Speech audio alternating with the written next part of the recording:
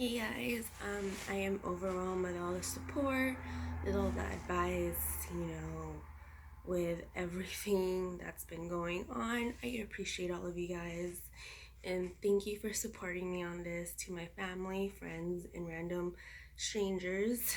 Um, when I first thought about doing a YouTube, kind of learning how to cope with breakups, broken engagements, I really didn't have a plan, to be honest. Because normally it is good to have a plan and a backup plan, but times like this, you know, things happen. You wish things were different, but it doesn't. It's kind of hard for me to explain from my point of view just because it is hurting, you know. I am hurt throughout the whole process. It's been a week and a day since the engagement was broken off, and it still does hurt. I'm not gonna lie. So this YouTube is gonna be, you know, um, uncut, unedited, maybe with some music, so you don't have to hear me ugly cry, and kind of just, daily basis, kind of see how one person goes from an emotional wreck to slowly becoming themselves again, you know. And I've been actually getting quite a lot messages through my Instagram as to how we broke up, how it all ended. And as much as I want to tell you guys, there's always two sides to a story. I can tell you mine, but you'd also need to know what his side was. Throughout the whole thing for the last week, I've, well, more than a week at least, I've been seeing a therapist. So he was in the military. He has depression. I want to say he also has PTSD. And, especially with how the world is going on right now, it can take a toll on someone who is mentally ill. And, I am also at fault. I'm not going to say it's only one person. No, it's both sides. I care too much to the point where I just keep pushing for answers. And it's overwhelming. He's irritated, he's annoyed. But at the same time, it's just like, I told him from the get-go, at the beginning of our relationship, that I've never dealt with someone like this, so it's always going to be a learning process for me. So I have been reading some articles on how to heal.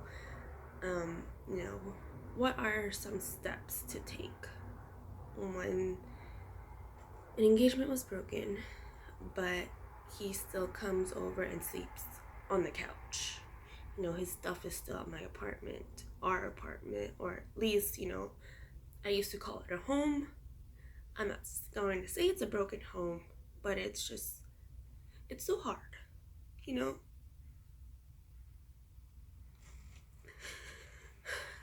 Sorry. It's just really hard to know that he's still here, He tells me he still wants to support me financially, and I mean, okay, that's fine. He just wants to be friends. I'm trying so hard to be civil with him, to be friends with him. But I literally overcome with so much emotions. I have to hide in my room and just cry silently.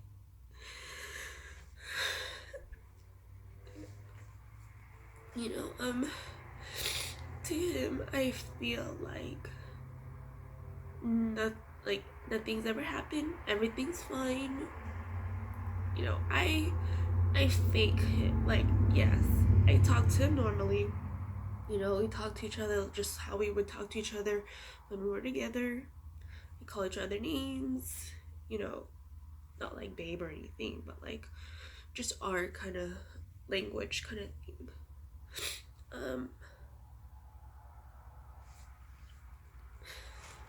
So what I've been doing, I've been trying to read up on self-care a lot.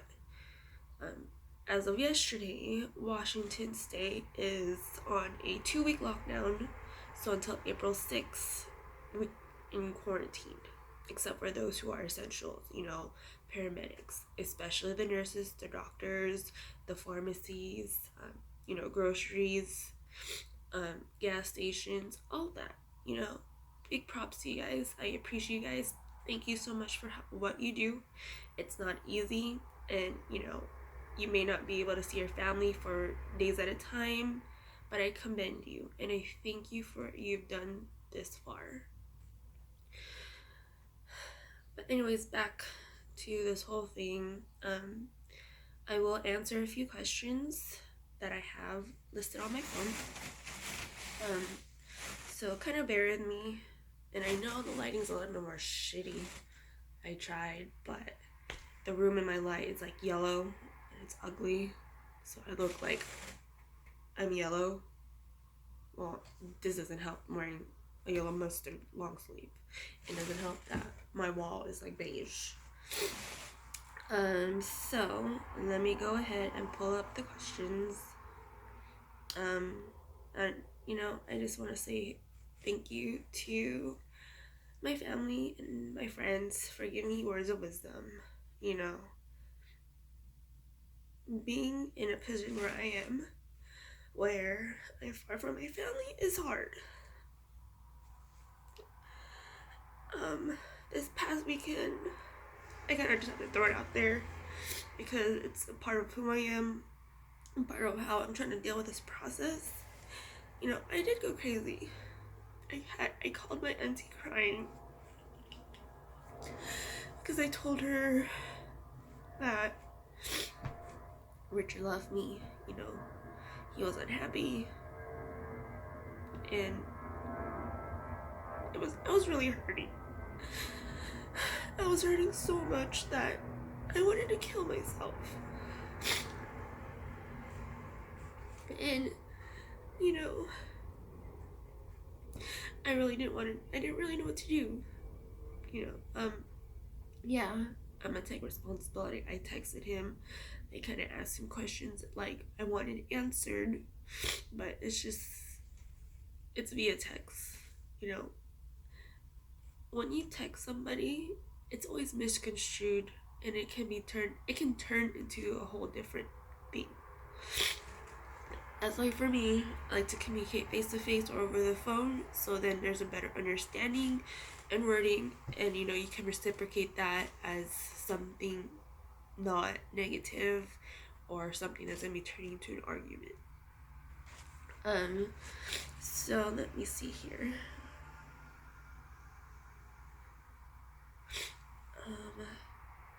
First question was,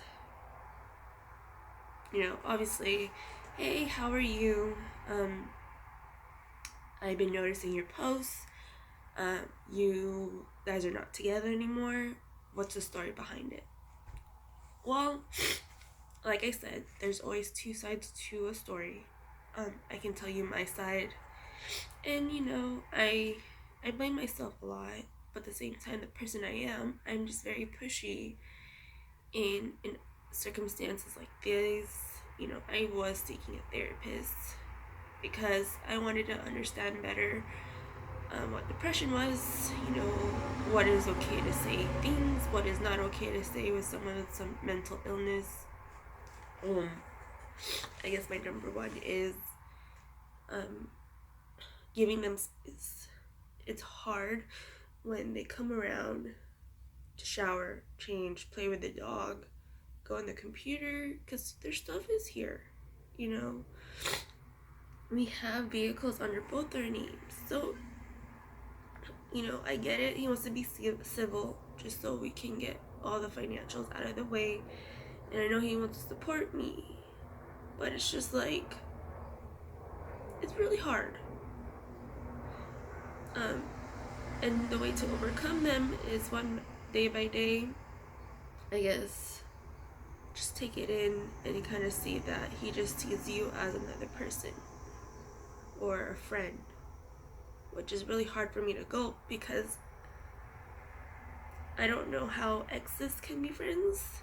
Yeah, they're just saying, or at least a few people have told me, if it was meant to be, they'll come back to you. And to be honest,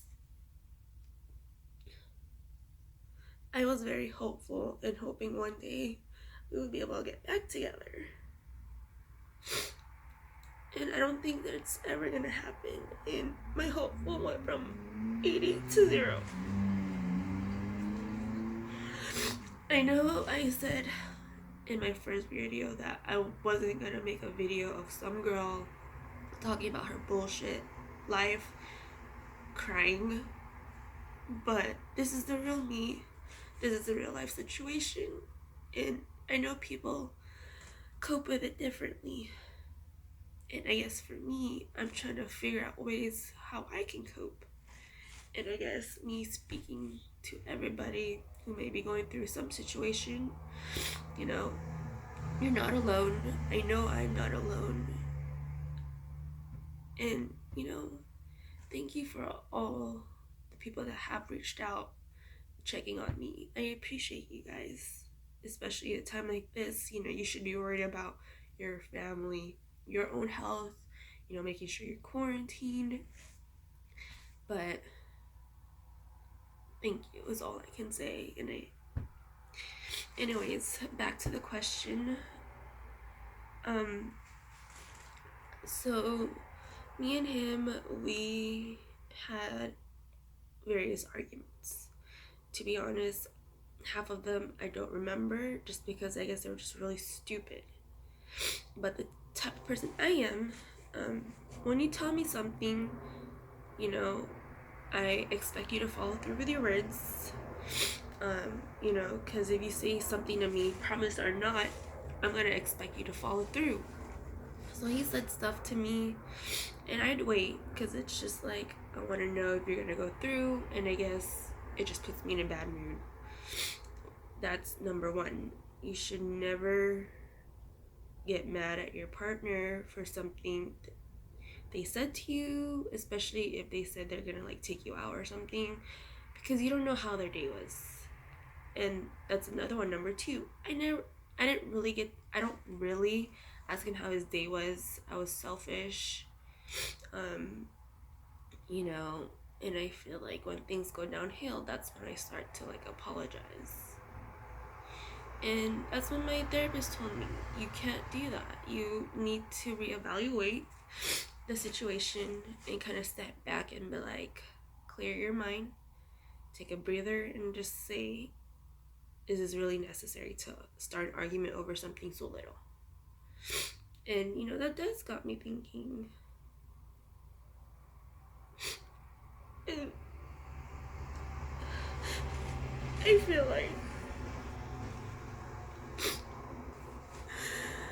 where we end up now is my fault.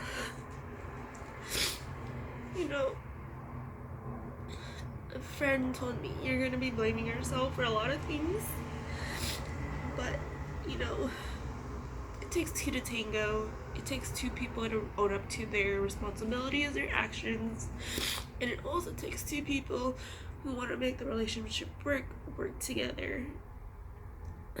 To be honest, I've been struggling a lot. I haven't eaten for a week and a half. It's hard for me to digest anything. I just drink a lot of water, coconut water. I take my vitamin C. I do try to eat. I force food down my throat, but I just cannot eat. I have no appetite. And so anyways, I feel like this video is just going all over the place. But that's how I am right now. I'm gonna be honest to all of you guys. I'm not gonna lie. I'm not gonna sugarcoat anything. I'm gonna give you the real me, the real process, and how I'm eventually gonna get there. So, I guess a lot of these things are my fault. I want to say I wasn't happy with myself. I'm unhappy with myself with a lot of things, and I've slowly been trying to work on them. For one, my birthmark. I can't put myself out there. I'm really closed off, like, I'm really ashamed. But I know I shouldn't be, because everyone's beautiful, you know. This beauty mark represents who you are. At least who represents me, you know. I'm overweight. I've never been this big. But I've been going to the gym slowly but surely, you know. But now I can't since, you know, the COVID-19. But I walk every day, you know, 30 minutes. I bring my dog with me so he can walk with me. It's always a small step. You know, those baby steps help you push you to your direction on where you want to be. You know, you just have to motivate yourself to do it for yourself. No one else but you. And you know, I'm reading a lot. There's this doctor. She's really good. I have to look her up just because I don't know her name. But I follow her on Instagram as well as on Facebook. I think she is the holistic psychologist. You know, she has a lot of good self-healer like quotes. She's really good at, you know, answering questions, and she understands that it's not easy for one person to go through anything. It doesn't matter what it is. Like, she understands that it's gonna take a long time for you to heal back to yourself, to become who you once were, you know. And I look at her page to lift my soul up, my spirits up, because honestly, the last week and a half, all I do was cry at work, cry on my way home, cry at home, cry to my dog, sleep. That's all I do. And it's a repeat of that for 8 days without eating. And I know it's unhealthy. It just breaks your body down. You know, that's how you can get sick quickly, especially with the COVID-19. You know, so I've been literally forcing myself to eat. I mean, 2 bites better than no bite. It's a step, right?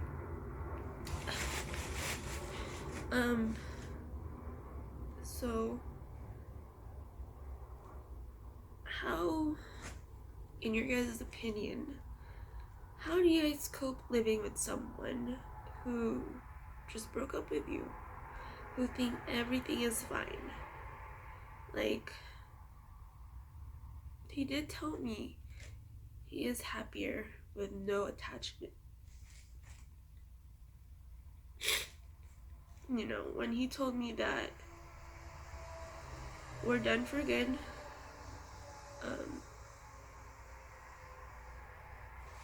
I gave up on us a long time ago. That's what killed me. It still kills me. And I know I should give me a pointer like, hey, he's done with you. He distanced himself with you. He's hanging out with other people now. Well, I wish he hung out with people his age. But, you know, age is nothing but a number. And when I did tell him that I was upset one time because he was telling this person our problems, it upset me. I'm not gonna lie. Because if it's our problem, it's our private problem. No one else's. You know, I understand if they understand you better, but they don't know the whole story, nor do they need to know. And that's what hurt me. And I guess that's what got me jealous, because it's like he's able to talk to someone else about our problems but me. He did tell me he felt that when he talks to me, that he's not getting any support, that everything just turns into an argument. Not all the time. Like I said, I am a crybaby. I cry over the smallest things because I do have a big heart, and not everyone is like that. You know, um,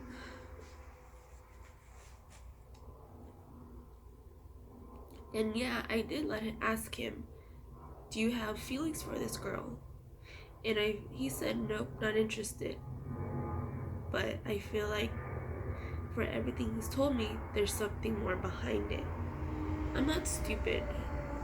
I know he's not stupid, but at the same time, there's always a reasoning behind everything. Um, I know I say a lot. I've been catching myself. That's so annoying, especially when I say it myself, when people say it. Contradicting myself, you know. But I don't know. It's hard now to distance myself since he's around, you know. When he's here, I feel like everything's back to normal. But when it's time to go to bed, I go to bed by myself. I guess you can say I'm that person that needs someone right next to them. You know, yesterday when I saw him, I just wanted to hug him, but I know he wouldn't want to hug me.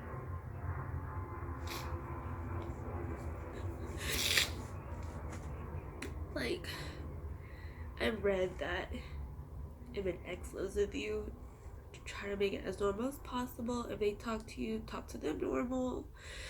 But it's hard. Maybe I'm scared to let go. Maybe I am having a hard time to let go. Call me what you like, but I'm doing my best to not get those feelings or have those feelings come back, because I know it's not going to be the same no matter how much I want to try. You know, I've been there for him through thick and thin, especially during this worst time. I thought he would be there, vice versa, you know, but he's just there as a friend. And I don't know if I can be friends with him. I'm lying to myself, I'm lying to him, but I'm just being normal. Because then I feel like I'm so fake to this person. You know, but it's just like, what else? I'm happy he's here. You know, sorry, it's just like, I don't have tissue. It's in the living room where he's sleeping. And he does know I'm making a YouTube, so I'm just like, you know, he wants his space, I'll give it to you. You know, for him to tell me that he's happier without me, that he's able to see his friends, hang out, go to car meets, have guys' night. Of course I'm happy for him, but deep down, I'm just like, you could have done that while we were together. I never held you back. You know, I understand that, of course, you're with me, you want me to go out with you. I may give eye rolls, I may flip people off, this and that. I'm sorry, that's just me, but I've been working on that. You know, I'm changing for myself, not for you, not for the relationship, but for myself, so I can improve in the relationship. You know, I did ask him multiple times to go see a therapist with me. You know, see a therapist for me to help me understand him more, his mental illness, along with how I can cope as an individual, how when things get really tough, what I can do to mentally be prepared to, you know, kind of see where things are. And I told myself, once I run out of tears, I'm done. Like, I'm not gonna look back. This will be the biggest lesson of my life. Because I've never wanted to be with anyone more than him. Like, he asked me to be married to him. He asked me 11 months into our relationship to marry him. I was at that age where, like, I know what I want. I don't have time for games. Let's do it. You know, me being an only child, I dreamt of having a really nice big wedding because I never got. I mean, for one, I don't have siblings. I have a lot of cousins, but they're not near me. You know, I just wanted to live that little princess dream. But obviously, money's always an issue, you know, so we weren't really prepared for that. You know, I even told him we could have just gone to the courthouse and be done with, because he was the only person I wanted to live with. He's the only person I wanted to share my life with and grow old with.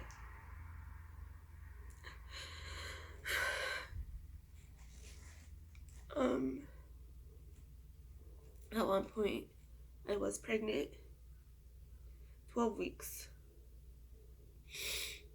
And that's why I'm just gonna leave it at there. To be honest,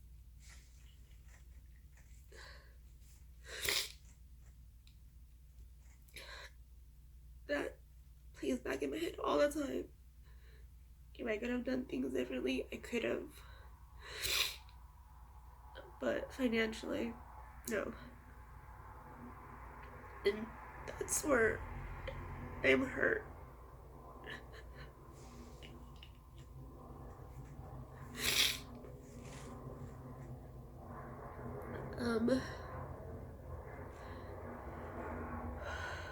Well, I never have thought I would be making almost a 30-minute video just talking about random bullshit. But that's how my thought process is right now. You know, I write things down, but again, things don't go as they planned.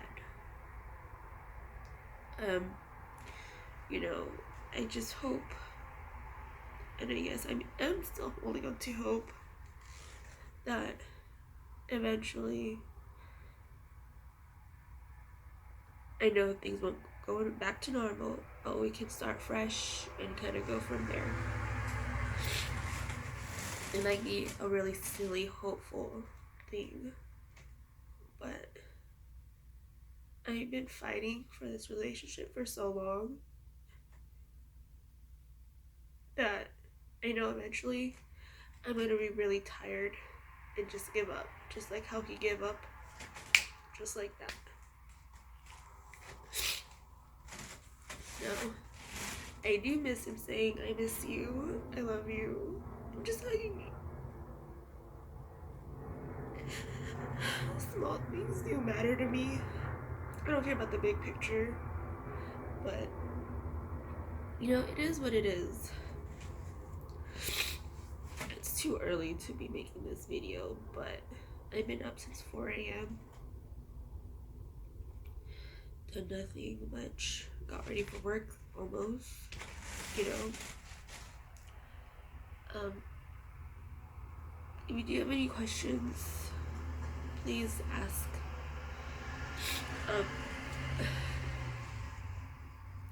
Advice, any uplifting words of encouragement is appreciated, because I don't know what's gonna happen next. And you know, I just want to tell him I love you, I miss you,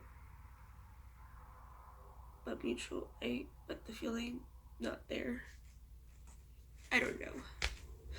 You know, he doesn't really talk as much to me. I'm not gonna pressure it. I'm not gonna force it, because you're not gonna get anything. I don't know if he cares or how he's feeling throughout this. But to me, from my point of view, no one else's, not his, but mine, he does seem a little bit happier, you know? And I'm hoping that this break can mold us as an individual to be better for ourselves. And I know this is very repetitive and maybe it's something I need to back off on, but I hope we can eventually restart our relationship. I'm so hopeful for that, but we'll just have to see, right? Until tomorrow, guys.